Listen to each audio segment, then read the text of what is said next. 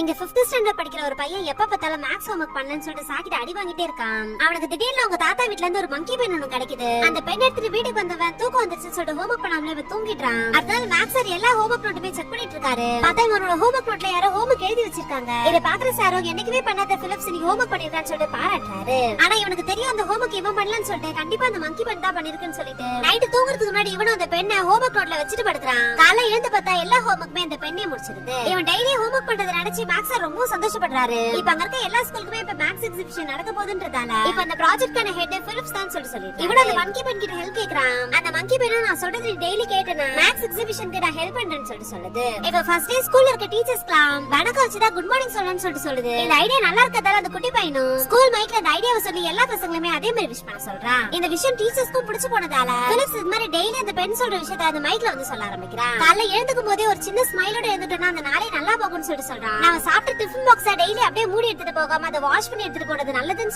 சொல்றான். நம்ம சாப்பிடுற சாப்பாடை நம்ம கூட இருக்கவங்க கூட ஷேர் பண்ணணும். நம்ம கிளாஸ் ரூமே நம்ம சுத்தி இருக்கிற இடத்தையும் எப்பயும் நம்ம கிளீனா வச்சுக்கிட்டோம்னா நம்ம மைண்டும் நல்லா ரிலாக்ஸா இருக்கும்னு சொல்றான். இது எல்லாத்தையுமே அந்த ஸ்கூல்ல இருக்க டீச்சர்ஸ் ஸ்டூடெண்ட்ஸ் எல்லாருமே கேட்க ஆரம்பிக்கிறாங்க. இதனால இந்த குட்டி பையன் இந்த ஸ்கூல்ல ஃபேமஸ் ஆயிட்டான். இப்ப பிரின்சிபல் சாருக்கு பர்த்டே செலிப்ரேஷன் கூட பண்றாங்க. இது மாதிரி இருக்குது பிலிப்ஸ்க்குமே ரொம்ப பிடிச்சு போயிருக்கு. அதனால ப்ராஜெக்ட் நானே பண்ணிக்கிறேன்னு சொல்லிட்டு அவருக்கு தெரிஞ்ச மாதிரி ஒரு எக்ஸ்பெரிமெண்ட் பண்றான். இப்ப மேக்ஸ் சாருமே அங்க இருக்க எல்லா பசங்களுமே ட்ரீட் வைக்கிறாரு. நம்ம எக்ஸிபிஷன்ல வின் பண்ணிட்டோம் அதனால ட்ரீட் வைக்கிறீங்கன்னு சொல்லிட்டு கேக்குறாங்க. இல்ல எக்ஸிபிஷன்ல நம்ம வின் பண்ணல இது நமக்கு ஒரு நல்ல எக்ஸ்பீரியன்ஸா இருந்ததுல தோல்வி நல்லதுதான் சொல்றாரு. ஆனா அந்த குட்டி பையன் இதை நினைச்சு ரொம்ப அழ ஆரம்பிச்சிட்டான். சார் கிட்ட இப்ப சாரி கேக்குறான். இப்ப இவனும் இந்த பங்கி பென் வச்சுட்டு பீச் வரமா உட்காந்துருக்கான். இப்ப அந்த இடத்துக்கு இவனோட அப்பா வந்து பேரண்ட்ஸ் டீச்சர்ஸ் மீட்டிங்ல உன்னை பத்தி அவ்வளவு புகழ்ந்து பேசுறாங்க. ஒழுங்கா ஹோம்வொர்க் பண்றியா நல்லா படிக்கிறேன்னு சொல்றாங்க ஃபுல் மார்க் வாங்குறேன்னு சொல்றாங்க. ஏதாச்சும் கோல் மார்க் வேற ஏதாச்சும் பண்றியான்னு சொல்லிட்டு கேக்குறாரு. ஐயோ அதெல்லாம் இல்லப்பா நான் தான் படிக்கிறேன்னு சொல்றான். இவன் சொல்றது அவங்க அப்பாவும் நம்புறாரு. இதுக்கப்புறம் யாரையும் ஏமாத்த கூடாதுன்றதால அந்த பெண்ணையும் தூக்கி போட்டுறான். இப்ப அவங்க அப்பா வந்து பையனை பார்த்து ஒரு மாதிரி சிரிச்சிட்டு போறாரு. ஆக்சுவலா அந்த பெண்ணு தான் இத்தனை நாள் இவனுக்காக எழுதி கொடுத்துச்சுன்னு நினைச்சிருப்பான். ஆக்சுவலா என்னோட ஹோம்வொர்க் பண்ணது டெய்லி எனக்கு ஒரு நல்ல விஷயம்